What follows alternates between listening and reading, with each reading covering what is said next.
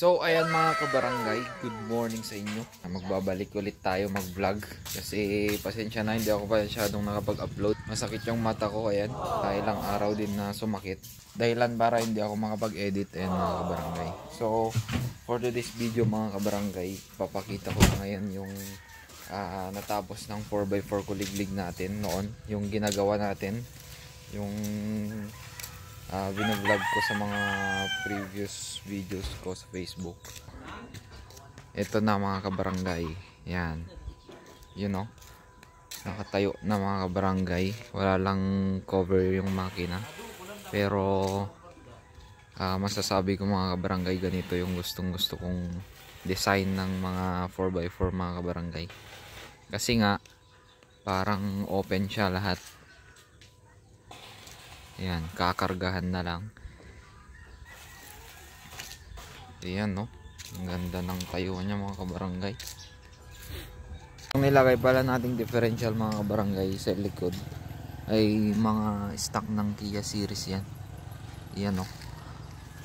Bali naka-primer pa lang mga kabarangay. Hindi pa napinturahan ng husto. Pero para sa akin, mas okay yung mga ganito. Ayan. So kung sasabihin yung pangit yung itsura, sa akin naman mas okay yung ganyan mga kabarangay. Masyadong abala yung kanyang mga pintura. Papalitan naman yan mga kabarangay yung pintura kapag may pera na yung may-ari. Iyon, no. Yan, testingin natin mga kabarangay. Pero example na pala tag video para naman agad makita. Mga kabarangay, nakahanap na ako ng taga video ko. Ayan, no. Ayan, no. Hello. So ayan, siya muna mag-video. Ayan, tetestingin natin to. Itong 4x4 kuliglig natin. Ayan. Salat doon tayo ma.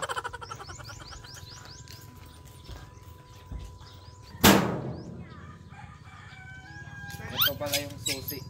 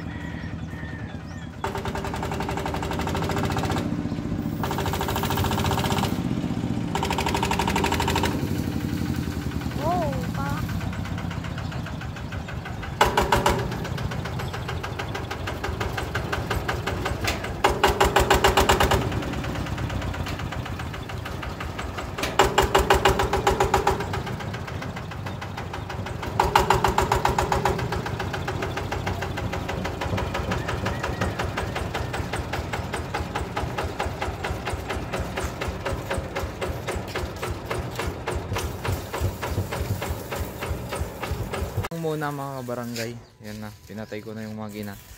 Medyo mahina pa yung ganyang mga brake, tapos medyo mahirap pang ikambyo kasi nga bago pa lang naman. Nung isang araw lang natapos yan, tapos meron na namang isang ginagawa. Yan ho siya mga kabarangay. Yan ho mga kabarangay, may bago na naman nagpagawa. Mga kabarangay din natin yan, yung nagpagawa dyan. Yan. So kung makikita nyo mga kabarangay, parehas sila ng chassis. Yan, o. Ito siya. Yan. Yan. So, ayun muna mga kabarangay. Peace out.